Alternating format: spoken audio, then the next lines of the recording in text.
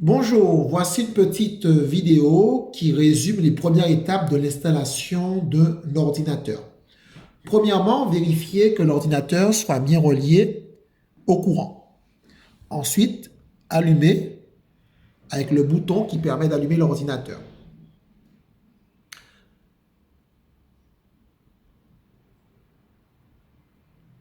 L'écran de prédémarrage va s'allumer, indiquant en général la marque de l'ordinateur, ici, l'ordinateur de la marque Acer. Donc la configuration de Windows va commencer. Le premier écran inscrit Veuillez patienter.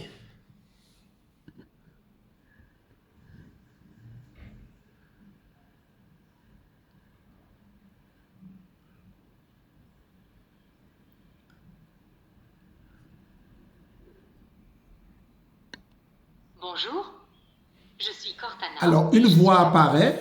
Alors, il s'agit de Cortana. Un peu de Wi-Fi et On nous peut aurons mettre sur fini avec mute la mise en service de votre PC. en cliquant l'icône microphone. Utilisez votre voix.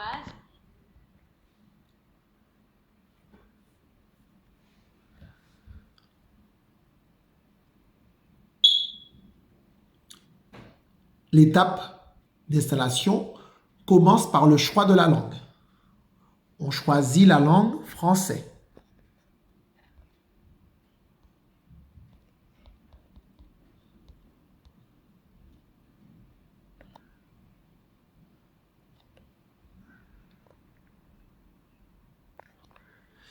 Donc ici, c'est la région France. Le clavier français. Il nous demande si on souhaite ajouter un deuxième clavier. On fait ignorer. On n'ajoute pas de deuxième clavier. Alors, voici l'étape la plus importante. Il va nous demander de nous connecter à Internet. Au moment de l'installation, et ça, il faut le retenir, on ne se connecte pas à Internet pour deux raisons. Première raison, cela va faire une mise à jour de Windows qui peut prendre 1 heure, voire 2 heures.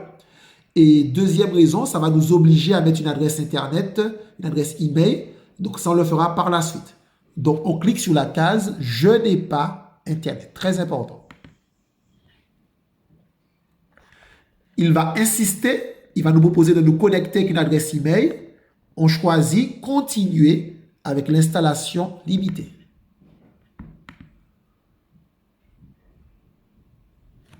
Ensuite, c'est la page du contrat.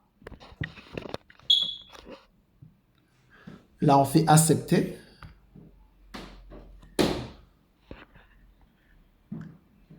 Là, on met le nom du propriétaire de l'ordinateur. Donc, si on ne connaît pas son nom, on marque bonjour. On changera le nom par la suite.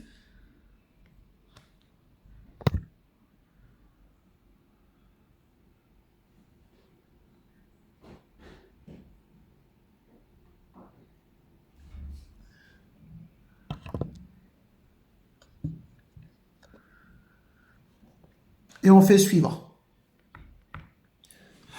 On nous propose d'entrer ici un mot de passe. Donc, pour le moment, on ne va pas mettre de mot de passe.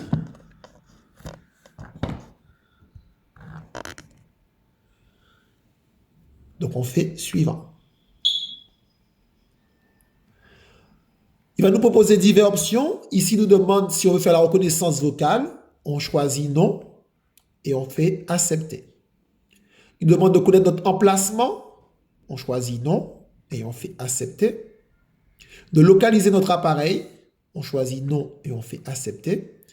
D'envoyer des données, on choisit facultatif.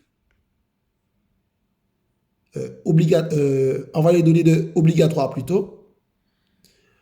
L'écriture manuscrite, on fait non et ensuite on fait accepter. L'expérience, non. Donc ça, c'est plutôt pour avoir de la publicité. Donc on choisit non à chaque fois. Cortana n'est pas obligatoire, donc on ne choisit pas Cortana.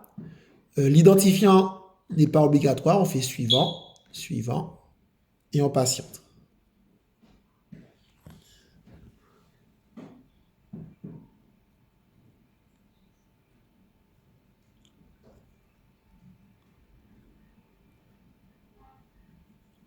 On arrive aux dernières étapes de la configuration.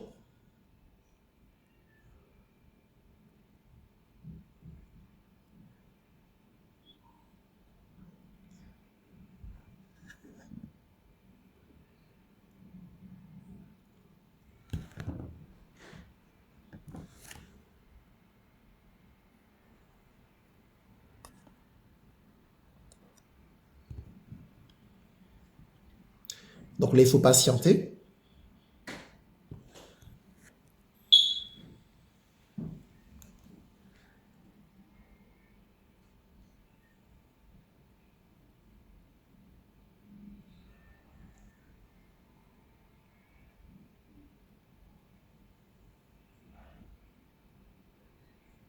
Donc, grosso modo, en fonction de la rapidité de l'ordinateur, ces étapes de configuration peuvent prendre un peu moins de 10 minutes. Donc ici, ça fait à peu près entre 6 et 7 minutes qu'on fait la configuration.